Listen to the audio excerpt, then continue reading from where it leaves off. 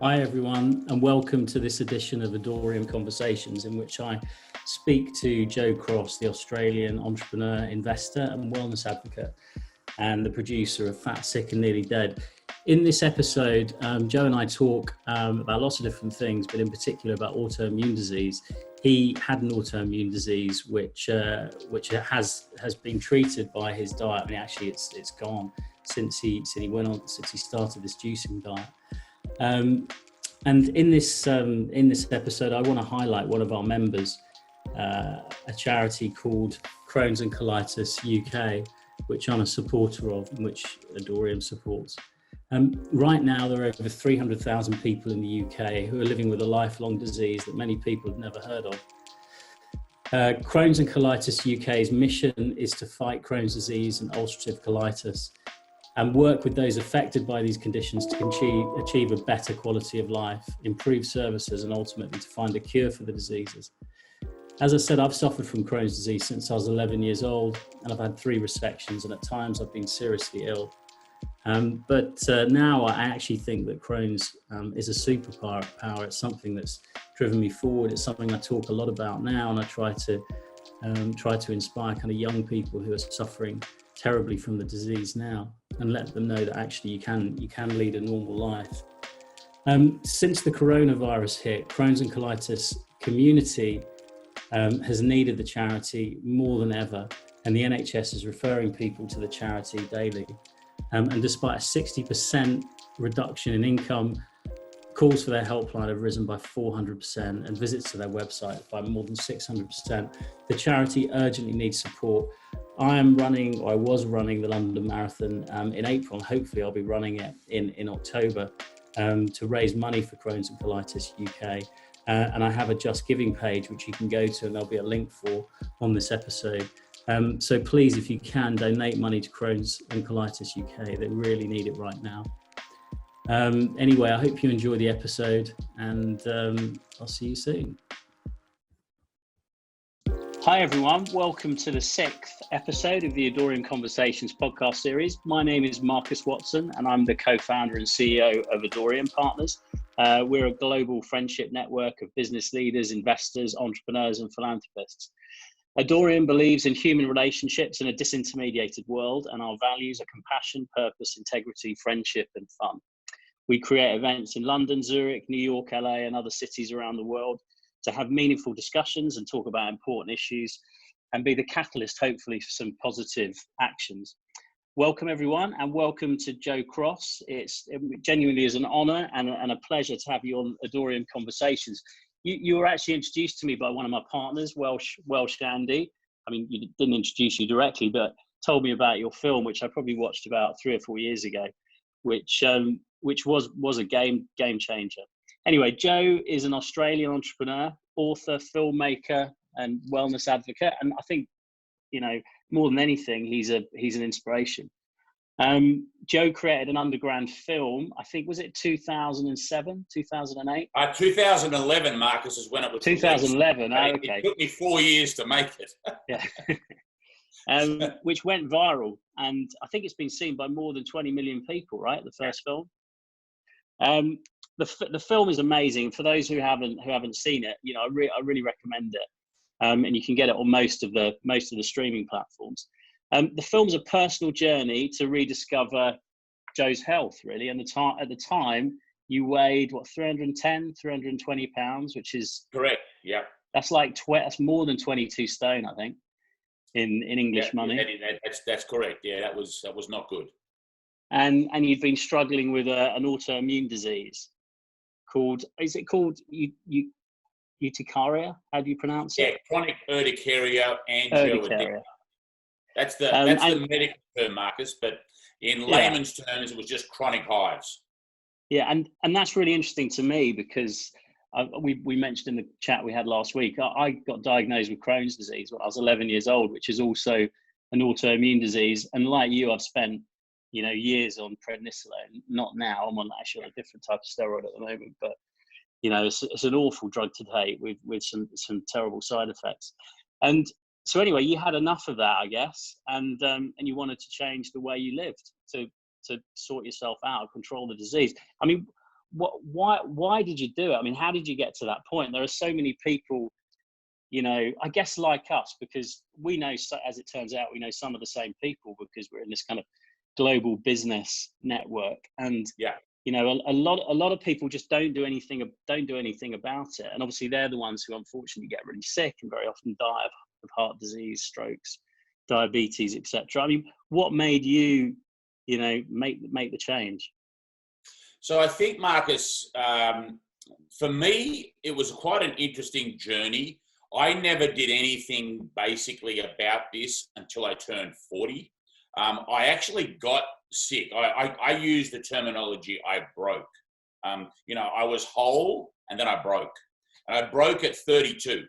So I was running around the world focused on wealth, not health. I didn't actually value health as a wealth, if you can imagine that. That was all those years ago. And I kind of can understand and give myself a bit of a leave pass that you're in your 20s, you're in your 30s, you sort of think you're invincible, you think you can run through brick walls, you know, cancer, heart disease, that's something else that happens to other people. All of these immune diseases, chronic illness, not going to happen to me. I'm an athlete. I play rugby.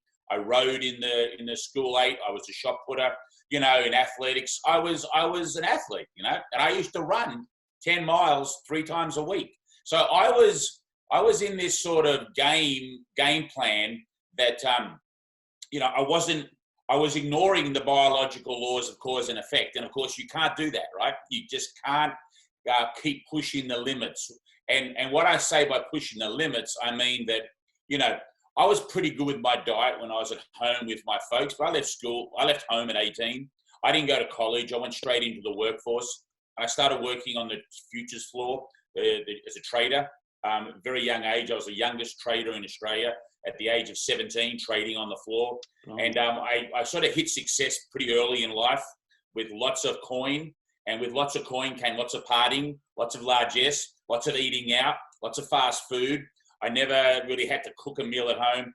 And Mother Nature, you know, those beautiful fruits, vegetables, nuts, beans, seeds, whole grains, the plant food was kind of like off the menu, Marcus. It was all about processed food, animal product, alcohol, cigarettes, all the party materials that go with that. It was just largesse, living life large. And, you know, I broke at 32. But I had like 7 deals on my hand. I had companies here, there, everywhere. I was kind of like trying to sort of just build value in dollars everywhere I went.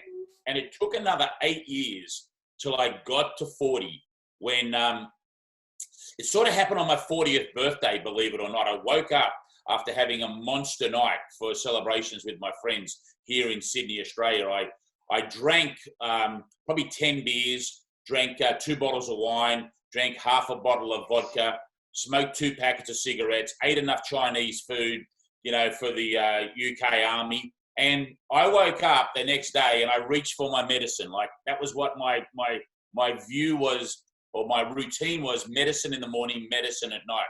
4 or 5 pills for my high blood pressure, my high cholesterol, my pre-diabetes, my chronic urticaria angioedema, which was a debilitating illness that really didn't allow me to touch or have any physical pressure on me. So couldn't go to the gym, couldn't play golf, couldn't play tennis, couldn't pick up my luggage, couldn't carry a baby or hold anything. You know, it was a real disease of touch. And so I used to bombard myself with 60 milligrams of prednisone to try and get through the day. That's a really high dose. I mean, I know that. Really high. Being on it myself, yeah. So I got to 40. I looked in the mirror and it was like a big shock. Like, who is this person looking back at me? You know, I as I say, you know, I didn't have a neck. I mean, it was just like straight down, you know. It was like I couldn't look down and see my feet. And I just had this vision that, you know, it was only 10 years ago, 20 years ago, I was an athlete running around doing all these things. And here I am now. You know, the weight part was a big part of it, but honestly, it was being sick, which was the real problem. And I knew that the side effects from these drugs were pretty intense, like moon face, hunchback, osteoporosis, excessive weight gain, high blood pressure. All of those things come from these medications that I was taking. And so I kind of zoomed forward into the future, Marcus, and I said, well, what am I going to be like at 50? What am I going to be like at 60 if I don't address what is in front of me here? And so being the entrepreneur and being the startup guy, I basically, that moment, that day, I've been procrastinating for so long that I was going to make change. But there was something about turning 40, whether it was the 4 is closer to a 5 and a 3 is closer to a 2. I just felt that I was middle-aged. And I just felt, wow, I'm probably, could be halfway through my life. If I don't change, I could be 2/3 through my life. And that went quick. So how quick's the next bit going to go? So there really was a bit of a sort of, I call it getting into the house of mirrors and having a good hard look at myself, Marcus, and being an honest, truthful conversation. And so I made this commitment like I would with a startup, because I was good at startups, that I would become the CEO of my own health. I would, instead of outsourcing my health to doctors and scientists and all these people by going and telling them my problems and just getting a pill, I thought I would take it in-house. And I really went on this mission to see if there was any hope of me healing myself. So that really began on my 40th birthday. And were you interested in health and wellness before that, or you were so focused on your career that you didn't? Did you go and see any therapists or anything in the period between 32 and 40? Yeah, look, I think a lot of people can relate to this, that the people who loved me, my girlfriend at the time, my mum and dad, my brothers and sisters, everyone's telling you that you're sick, you're overweight, that you're unhealthy, that you got to do something about it. But look, trust me, anyone out there listening to this, if you're unhealthy, overweight, you don't need anyone to tell you. You know already, okay? Yeah, this is not about all of a sudden it's like, breaking news. Geez, I didn't know that. Or now I'll do something about it. So this idea of the loved ones bombarding you with this, we want to help, you should do something about it. It was having the opposite effect. It was making me dig my heels in more because I didn't want anybody telling me what to do. So really what was is that I was more like, I don't want to be told. It needed to come from within. So the honest answer is, my dad's a doctor, my brother's a doctor, my mum was a nurse, so medical family. So I understood medicine and I had an interest in it to a degree. But if you looked at my investment portfolio at the time, it was transport, it was fashion, it was financials, it was all of those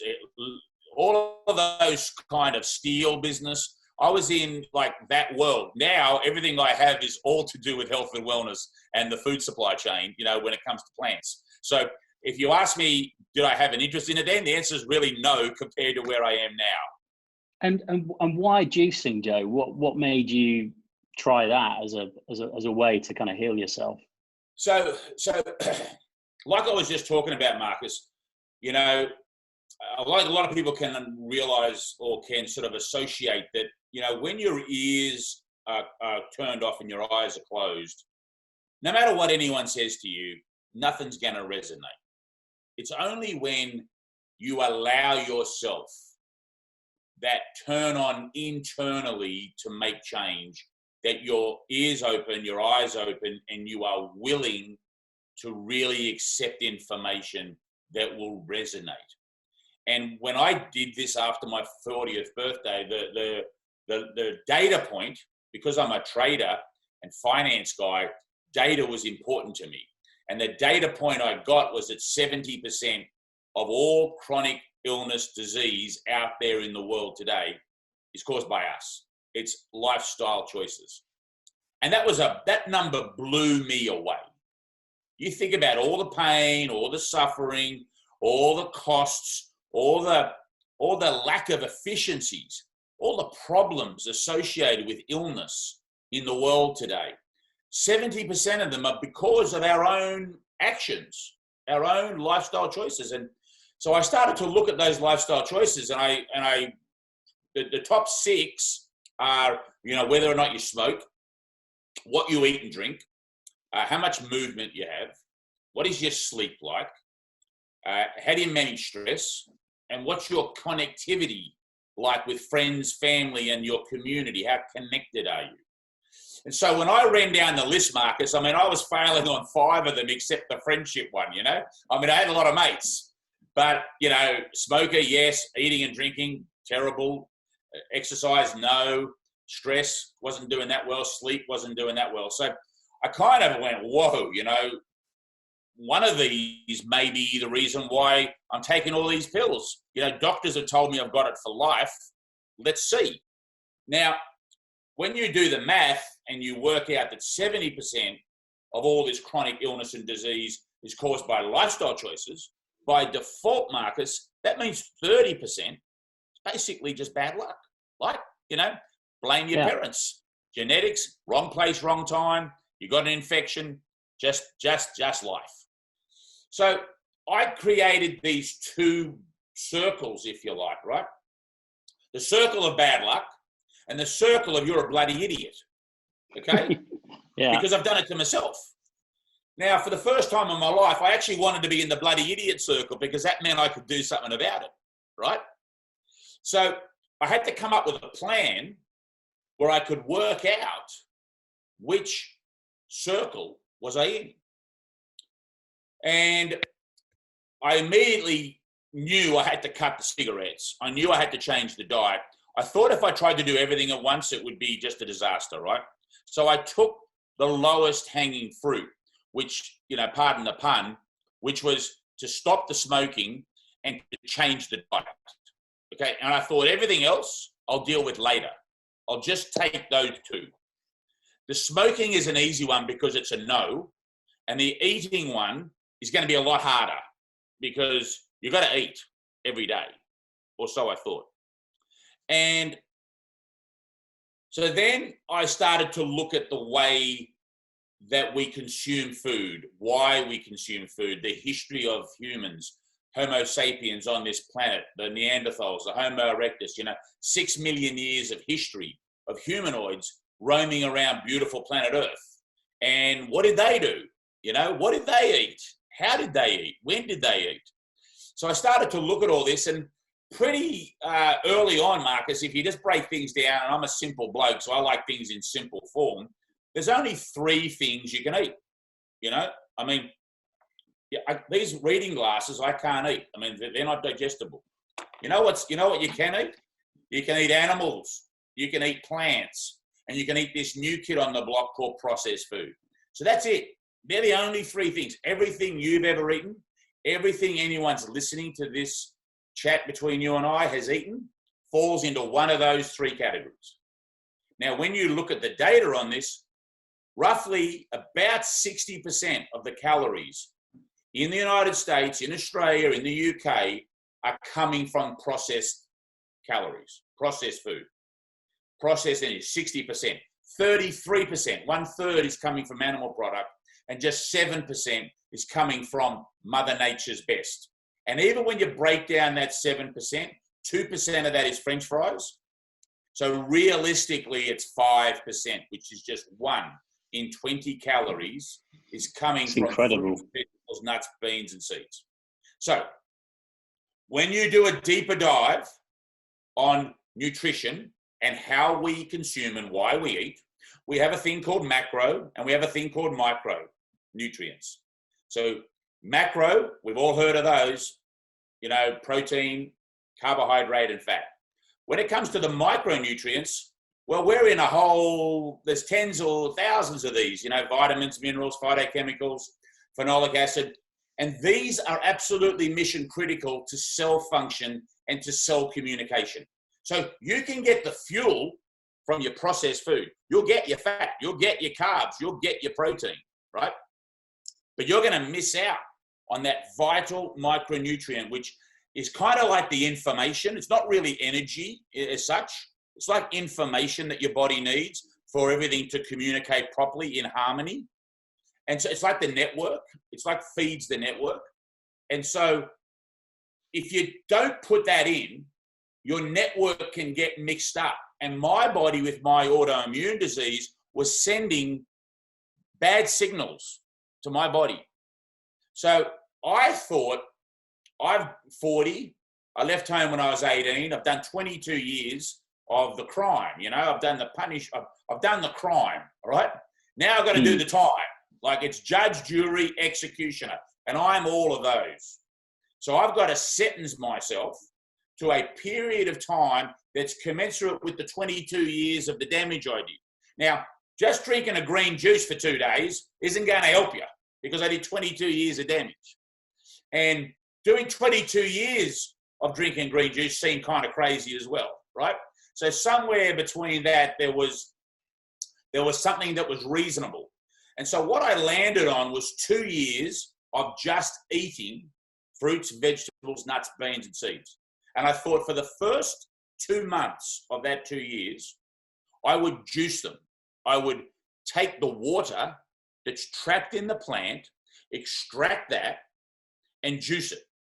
Now, the specifics of why I did the juicing, I'll tell you in 2 seconds. But what was important to understand is that I needed to have 10% of the time that the problem I had done. I thought 10% in this fruit and vegetable prison, if you like, that I would, if I committed myself to that, and if at the end of that period, Marcus, I was still sick, I was prepared to accept that I was in the unlucky camp, that I was in the 30%, because I felt that if I just gave my body the best that Mother Nature has, like absolutely strict, that if I'm still messed up and I'm still broken, I was always going to break. It wasn't because of what I did or how I lived. It was just always going to happen.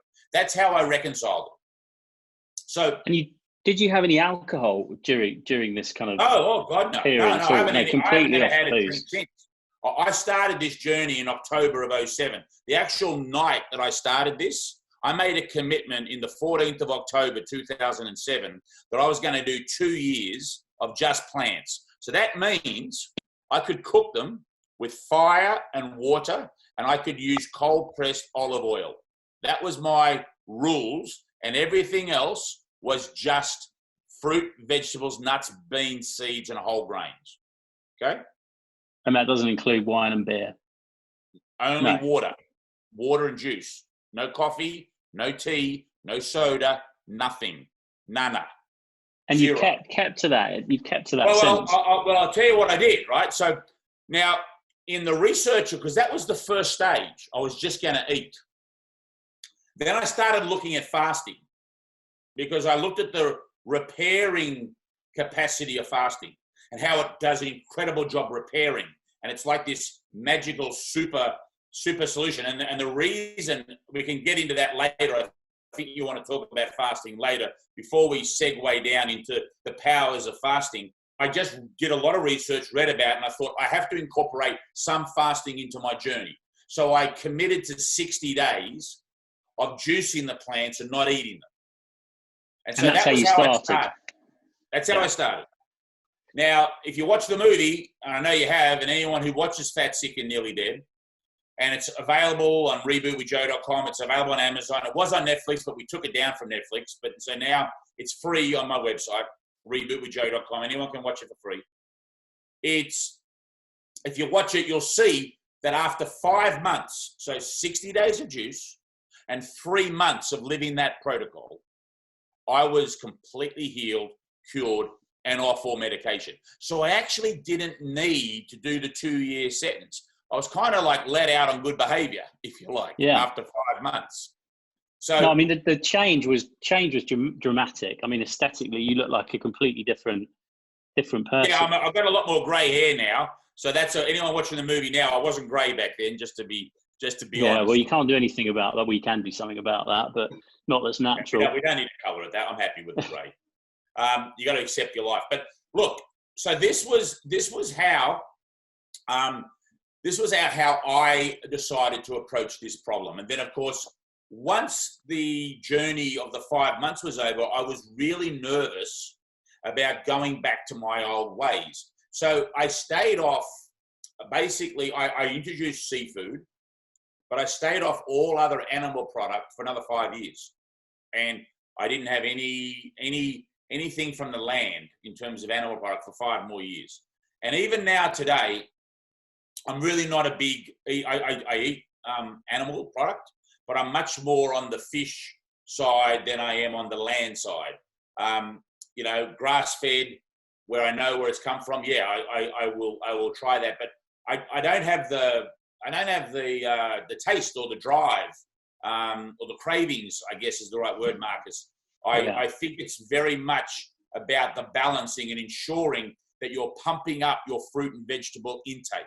It's more about, I need to get my number up to 30, 40, 50% so that I can enjoy the processed and the animal as part of it, but not be 5% where the average person is. You know, if you can move it from 5 to 35, just to even a third, Marcus, you're 7 times the average person of intake of caloric of fruit and vegetable. That would be an incredible change to the world, just that. It is. I mean, it's incredible, you know, how as a human race we've found ourselves in a position where we eat so much processed food. It's almost like we're kind of trapped. We're in a prison. What I think is so kind of inspiring about your story is that you're very clearly a highly driven kind of individual, which is, you've got all the typical traits of a successful individual. You know, you're very driven, and I think that's why the film that you produced became so popular, because I think people looked at you and you went, well, you know, you've been there, done that, you've led this kind of amazing lifestyle, which I think everybody aspires to, certainly when they're younger.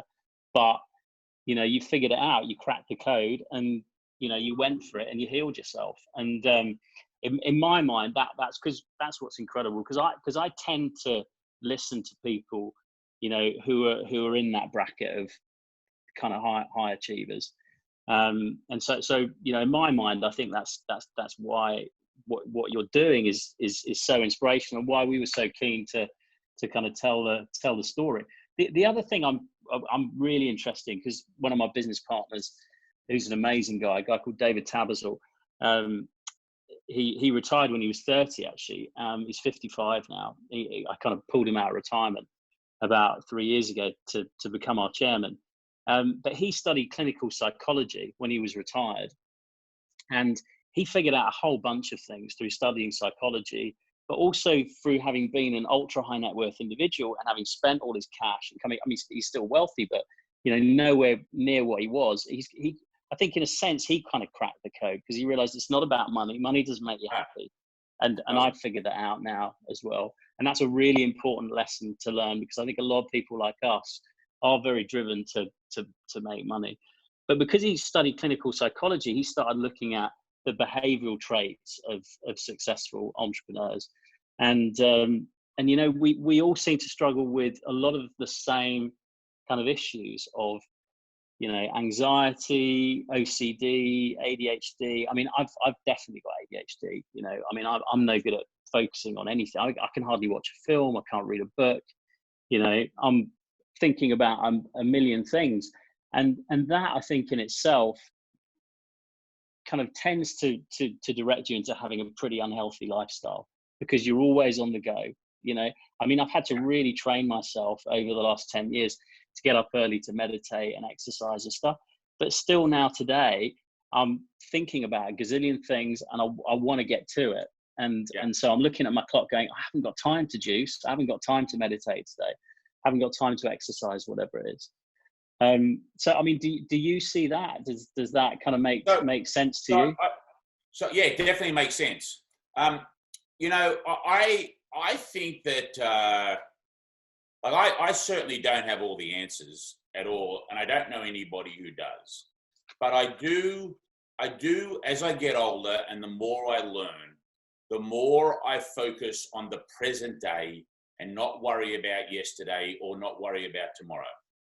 I really believe that the more power that you could put into the now and just be at peace with the now and focus on the now and be present, be really present, I think the more successful, the more, certainly more interesting, the less stressful, the better choices, the more love that will come into your life. You know, I've been, you know, we talked about money before, right? So I certainly had more money, no question. I had more money to my name when I started this journey to when I am now, no question, right? And I'm good with that, because what I've received in being of the service of others, that you can't put a number on. You can't put a number on walking into a room with 250 people and talking to them for 3 hours and answering questions and having them all line up to take a photo with you and hug you and say thank you for changing my life. You can't put a number on that, right? So that, to me, being of service, being useful, like actually being useful, that's what happiness is to me. Like, I actually believe that people who are unhappy are feeling useless. They're useless. Yeah, no, I agree. And the more useful you are, the happier you are. Now, what tends to happen with people is that we kind of forget how powerful these internal dialogues are, these internal conversations that we have with ourselves. And you know when the most damaging of these conversations happens, Marcus? No. Generally, first thing in the morning when you get out of the shower and look at yourself in the mirror. Most people this morning, when they did that over the age of 35, looked in the mirror and said, "You ugly, fat, old, terrible person. You're a loser. You're a no-hoper. You were going to start the diet yesterday. Look at you now. You had all that chocolate ice cream last night. You had too many beers." I mean, there's this constant, like, berating of oneself and in that morning mirror. And it only happens for a second or 2 seconds. It's a thought, but it's enough, right? And how are you going to start your day when your number one fan, yourself, has just pulled the rug under you, right? You're going to come down and choose a green juice, or you're going to go straight for the, the muffins with the peanut butter and are you going to go for the, the pops, what do they call it, Cocoa Pops, or the Egg McMuffin, or whatever, the croissant? No. If you actually can change that internal conversation, if you can, this is the thing I ask people to do. I say, go to your 5 best friends. Tell them, ask them to send you 3 things they love about you, what's good about you. Put the sticky notes and put them on the mirror of your bathroom, so that when you come out of the shower, you are generous, you are honest, you are concerning. All of these positive things that your friends think about you, so recite them, look at them. Don't look at the fact that, you might have more chins, or, the tummy's out, or you got grey hair, or you got a line here. Forget all that. That's all surface, right? And really put this positive frame, because this is what I've learned, if you want to be healthy, if you want to be whole, and you don't want to be broken, Marcus, you got to do 2 things, mate. And if you don't do these 2 things, you're at risk of being broken. And those 2 things are love yourself and love your plants, right? You got to love yourself. You got to honor yourself. You got to respect yourself. You got to realize that you have to respect your body by putting in more plant food, okay? And if you do that, your body will respond and love you back more. And that's a nice journey. That's a nice partnership. And when I talk about loving your plants, I really mean about having respect for Mother Nature, for understanding that there's this incredible relationship between us and plants. Just think about it. Like, I've got a house here that's made of timber, right? I've got a fire burning over there. I'm keeping warm, keeping sheltered because of plants. I'm going to eat dinner tonight, plants. I'm breathing in right now O2, and I'm breathing out CO2. The trees around my house tonight will flip that around and give me some O2 tomorrow. There's a beautiful dance of breath. So we have this incredible relationship that if you become aware and get back into the present and into the now, you will realize that everything you need is around you. And you just have to make that choice, because you love yourself and love your plants, to nourish yourself. Now, that doesn't mean don't go to the pub, have 5 beers with a mate before a game, if you can go to a game. have a pizza. If you like McDonald's, enjoy your McDonald's every now and then. If you, whatever it is, like this idea of, like, I don't drink alcohol. I don't smoke cigarettes. I don't drink soda. I don't eat fast food. I just made those choices. I'm happy with it. It's 12 years. I'm fine with that. Okay. But I love my chocolate ice cream. I love it.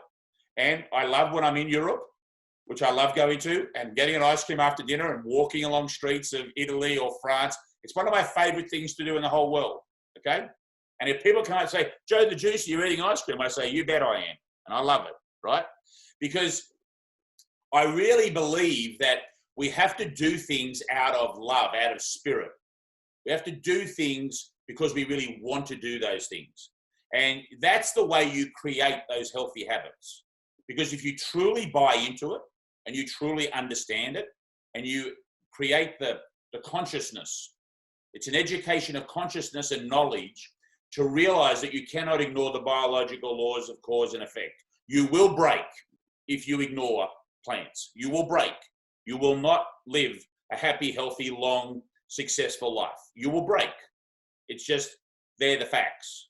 So to create these wellness rituals, which is my wellness ritual is a smoothie and a juice every day. So I get plants into my body first thing. When I say every day, 90%. When I'm traveling and I'm away, sometimes I don't have access, and I'll just have the eggs, the omelette or whatever, the vegetable omelette. So, but I'm talking about when I'm in my environment, like here, my frozen bananas and frozen berries are in the fridge. My cacao, my maca, my fresh almond milk I made with my Nama juicer yesterday is there. I am ready to go when I wake up in the morning. I am prepared and organized. I have celery, I have baby bok choy, I have cucumber, I have lemon and ginger and apples. I'm going to make a green juice because I've only got one left. So tomorrow morning's juice I'll drink. Tomorrow's a juicing day. I'll make enough for 3 days. Yeah, there you go. Well, I'm just drinking water here at the moment. But it's about being organized. It's a ritual. And to me, it's just the way I roll. I mean, essentially it's about being compassionate to yourself, isn't it? I mean, that's one of our mantras is compassion, being compassionate to other people. And, I mean, in my mind, I'm compassionate because it makes me feel better, and I think the sooner people realize that, the better. I think the issue that I have, and probably a lot of my mates have, and a lot of my business partners have, is they're not compassionate to themselves, and that's certainly an issue that I've got. I mean, I have all of the kind of anxieties and beratements that you just mentioned when I get up in the morning. I'm kind of immediately on kind of high alert. I'm anxious, about the companies I've invested in, about my family, about myself, about the economy, about everything. By June, I was wrapping the movie. I was kind of done by May, June. I was over. Like, I'm off the meds. I've done what I needed to do.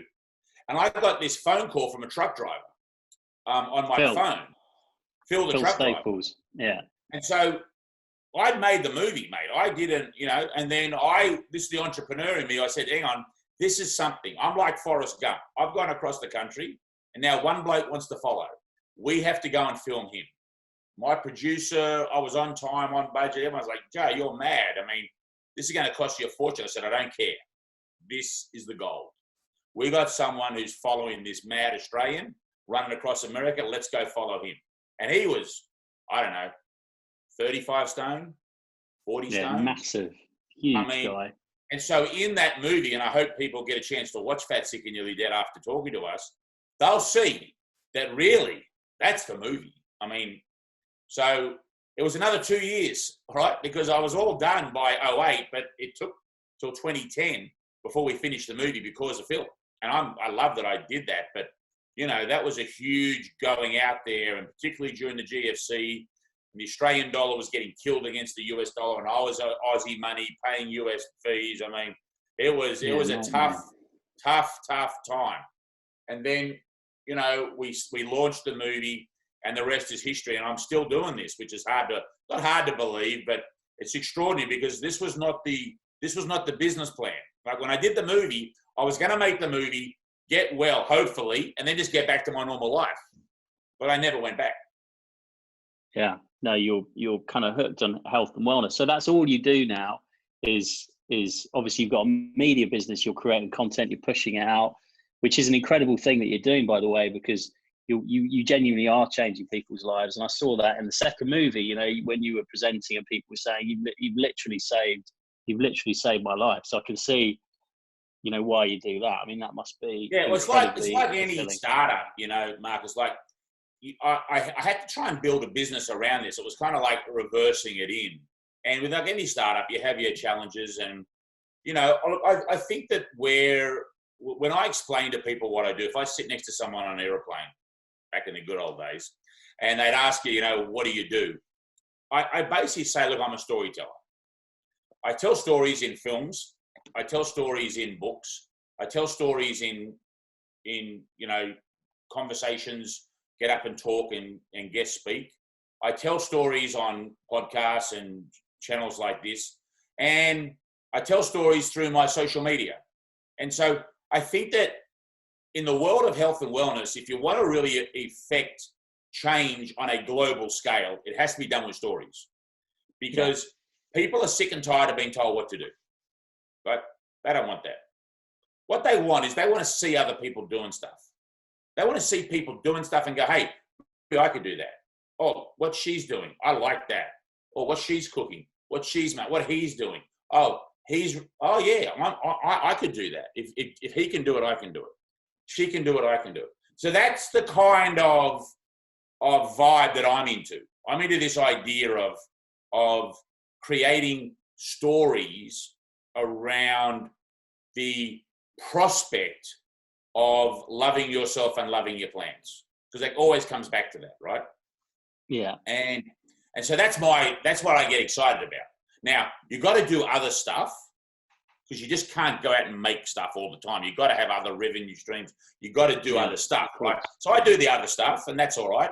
I invest in companies that are in the health and wellness space now. You know, I've got a farm down in Miami that's in a shipping container, downtown Miami. And we grow vegetables. We grow leafy greens, you know, and we have queue of people lining up. And we just raised money for that to go from 1 container to 6 to 12 containers. And so that's going to be a fully fledged farm producing incredible hydroponic leafy greens in downtown Miami. Did you know that 85% of the lettuce eaten in America comes from California or Arizona? So if you're on the East Coast, you get the lettuce 4 weeks after it's been picked. So it's been sanitized. It's gone across all of that, the whole country in a truck. It's developed a huge carbon footprint. Yeah. All negative. So there's an example of that. You know, I'm in a business that's telemedicine and it's a thing called Parsley Health, which is about, you know, people becoming a membership in America for their health. A company called Mind Body Green, which is one of the largest websites for you know, supplements and information and classes. You know, Jason and Colleen are the founders, and they're great people, and I got in on the ground level there 8 years ago. So I'm into this space where I'm always looking, and I'm always talking to young people in this category, and particularly what's come now. You know, we're seeing that a lot of people that are younger, that unfortunately are passing away because of coronavirus, it's because of pre-existing health conditions.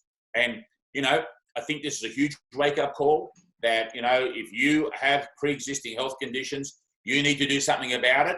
And there's ways to do this where it's not hard. I mean, it's hard to begin with, but over time, you know, you can get there and you can be ready, because this is not going to be the only time the world's going to have a pandemic. Hopefully it's going to be the only time in a long time, but people are going to get ready. People are going to get their immune system stronger. You've got to support 100%. it. So there is a lot of, yeah, sorry. I was just going to say, I think there is some positivity that's kind of going to come out of this pandemic. And one of my business partners, Andy Orick, said, I thought this kind of really kind of encapsulated where we are well, that kind of Mother Nature has sent us all to our rooms to have a long, hard think about what we've done. And certainly in terms of the planet, I think, well, you can see it. I mean, I'm in the country here in England, and like the bird song, I've never heard anything like it, because there's no planes, there's no pollution. There's fish now in Venice. I mean, the world does seem to be kind of healing itself. And I think, as you said, we're also having a think about our own health. We're going, Jesus, there are all these people dying. It's like 20,000 plus people have died in the UK now. You've got to look after your health. Got to sort that shit out. You've got to start eating healthy. Got to start exercising. So, I think what's happening is kind of like a healing process. So there will hopefully some positivity from this. What I'd like to do now is just ask you a few questions from the Adoreum network, if that's cool. Absolutely. Fire away. First of all, and Welsh Andy asked me this morning. He said, "Are you happier today than you were when you started this journey?" Because you must. Are you happier today? Because it sounds to me like when you were, 32. Making shitloads of money and having fun, that must have been a fun time too, right? Yeah. Do you still remember that? Oh yeah. And look, I think one of the things for me is that before I got sick, I was super happy. When I got sick, when I broke at 32, I had some dark days between 32 and 40. It was not fun. Okay, like I love golf, and I wasn't able to play golf because I couldn't deal with the pressure.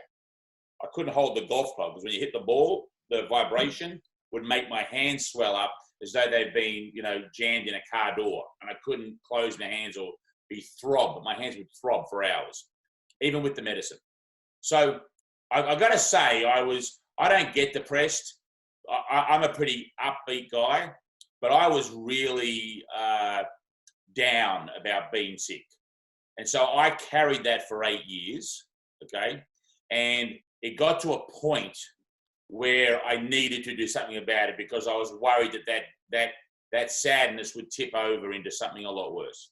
So, I was always like saying, it'll happen tomorrow, I'll get to it. Yeah, I've got to do this first. That's more important, That was the priority thing. So the honest answer is that I'm probably, it's a different kind of happiness. I think the happiness I have today is much more of a spiritual happiness where I'm just happy and I'm just like, just chilled happy. I think the happiness 32 in Saint-Tropez, opening up, champagne bottles with 7 girls around, that's a kind of different kind of happiness, right? That's also fun. And I'm not taking away from that. But I think that's more of an ego happiness. And what I'm experiencing now is a more spirit happiness. Yeah, no, that's a great answer. Well, I mean, it's good to know. I mean, I expected you to say that because I think you're absolutely right. Got another question here from Sarah Milne-Rowe, who was on our podcast as well, who's the founder of Coaching Impact. What do you recommend as the first step to building a new eating habit? And how do you encourage your clients, I guess your friends, your community, to commit to that? I think I probably already talked about it in the sense that I think it all starts with self-love. And, if you're not convinced about loving yourself and you still want to self-sabotage, you're gonna sabotage your diet. You're gonna just you make a commitment and you're gonna break because you don't really, really care.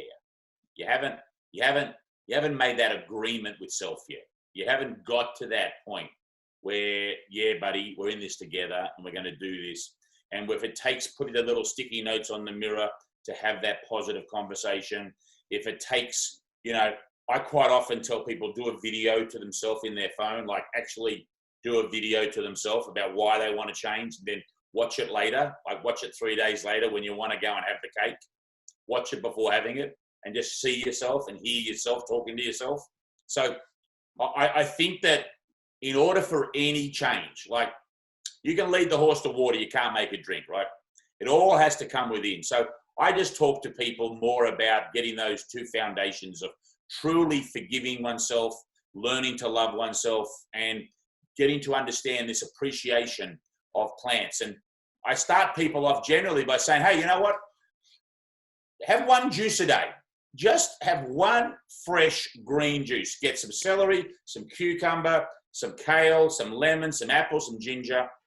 Put it in a big glass like this and just make it 30 days. Start your day with the green juice. You be the judge how you feel at the end of that time.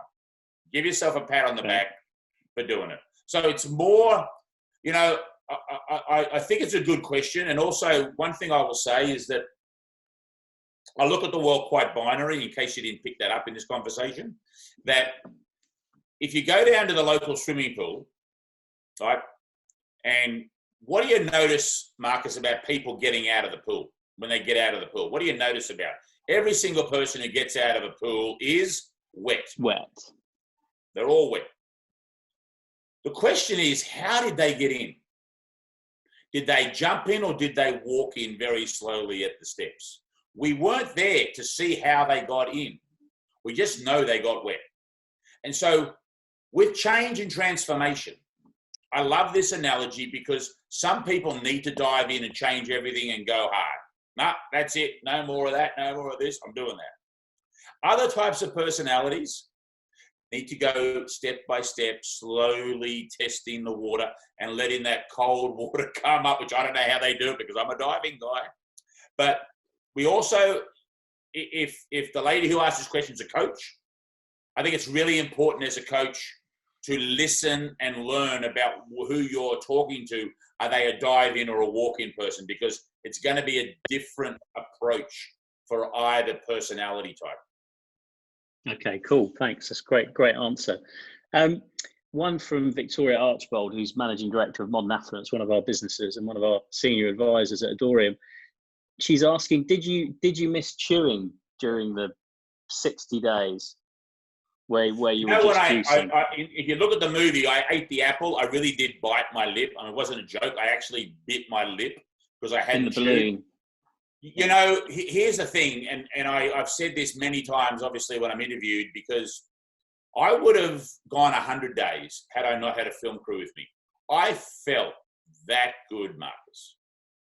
I was, you know how you like when you're on a freeway and you have like first gear, second gear, third gear, fourth gear. Some cars have sixth gear. It's like this overdrive and you're just flying.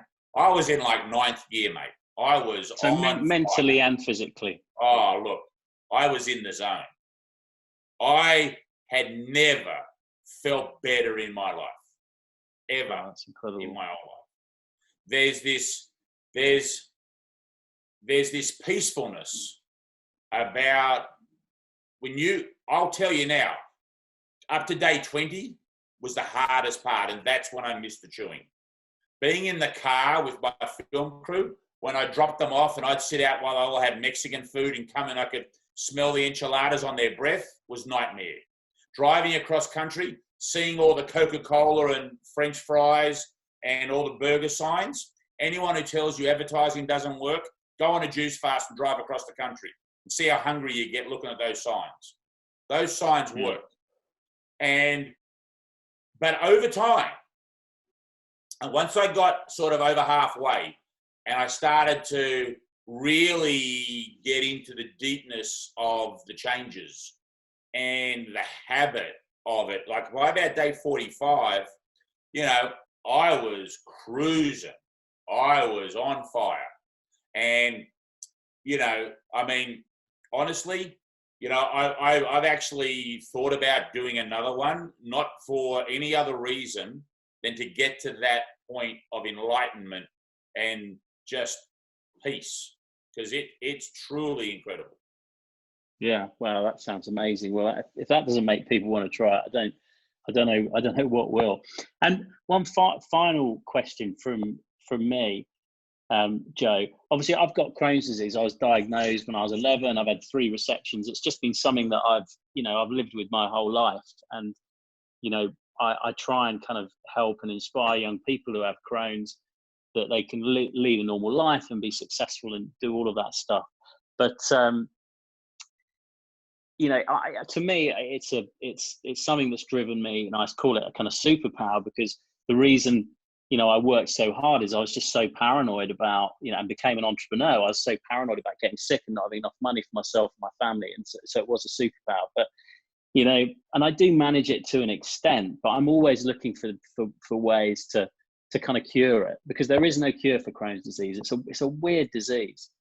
you know, the people that the medical profession don't really understand. I mean, there's some new kind of stuff kind of coming out. I mean, and I'm particularly focused on kind of probiotics, and that definitely helps. What experience do you have from juicing that helps Crohn's disease? I mean, have you met many people who have Crohn's disease? Absolutely.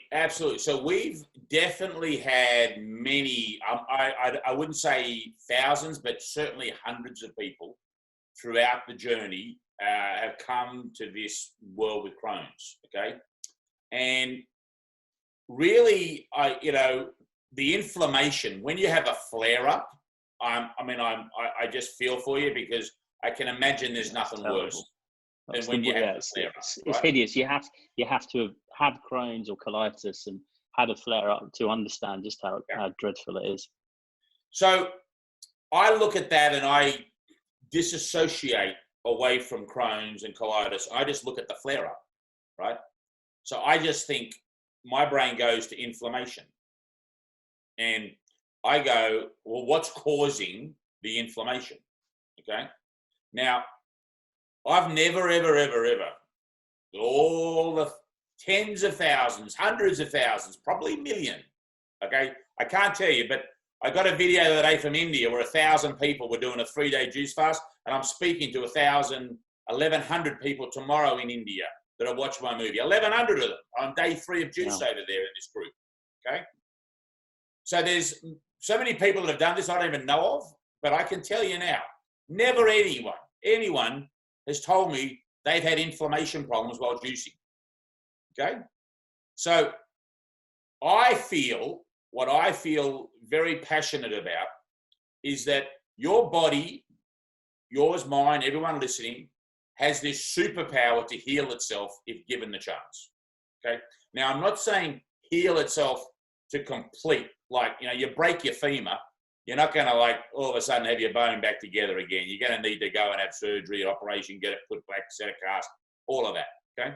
But I'm talking about, you cut yourself, you graze yourself on the outside, your skin will scab. As long as you don't pick it and touch it, it'll heal itself. Okay. Try and doing that with the fender bender. Now you got to take it to the shop and get it fixed, right? But your body will heal itself. And I believe it'll do the same on the inside when it comes to inflammation. Okay. And what we need to do is we need to get the hell out of the way.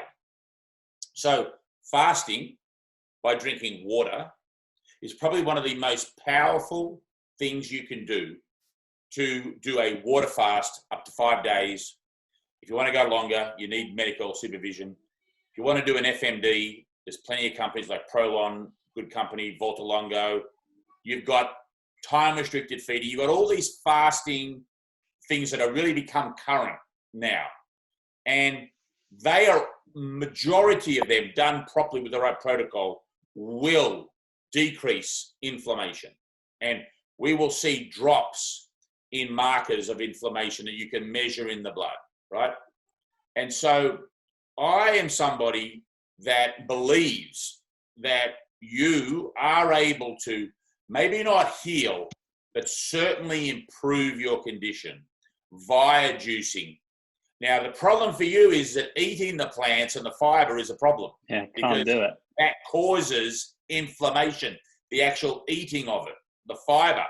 Well, juicing takes out that, soluble fiber, right? Or the insoluble fiber. It takes it out. And the insoluble fiber is the stuff that's doing the damage.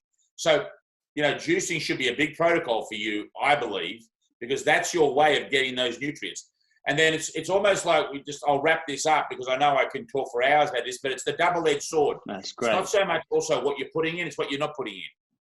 So you get this benefit of both. And then you get the autophagy, which is the cell regeneration.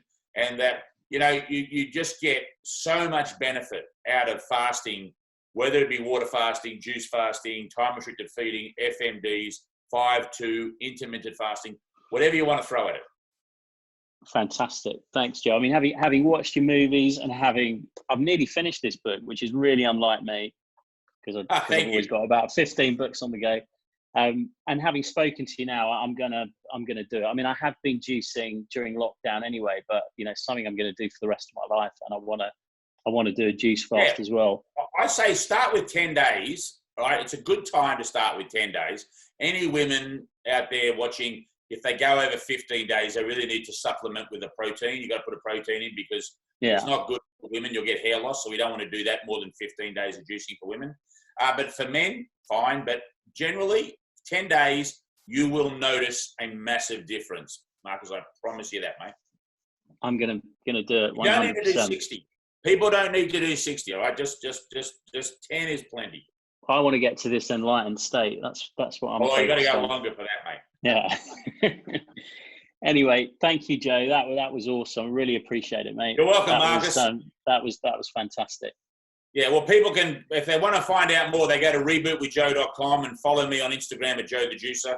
And we've got a lot of content coming down the pipeline. So I'm super excited, and thanks for having me on the program, mate. And one very final thing, I'm desperate to get my hands on a Nama juicer. When are we going to be able to get the cold press? Yeah, so Nama is a company. I also invested in Nama, and so I've got a small shareholding in that company. I love the Nama juicer, and they are coming to the UK. They'll be there in July. And where will we be able to buy it from? So at the moment, it'll be on the website. It'll be a direct website deal. You order it, and it'll be sent straight to your home. Perfect. Great. Well, I'll make sure that we kind of communicate direct that to the network too. Yeah. Eventually, there's a great guy up there at UK Juices. We're also going to give him ukjuices.com. He's a great guy up there in the middle of your country. I forget the middle. Anyway, I forget. He's a top Birmingham way. Yeah, but he's also going to have them as well, so he'll be able to sell them as well. But yeah, they'll be. Don't worry. Anyone who follows me I'll be blasting it out loud and clear. Brilliant. Can't wait to get that. Thanks again, Joe. That was awesome. Have a great day and stay safe. Juice on.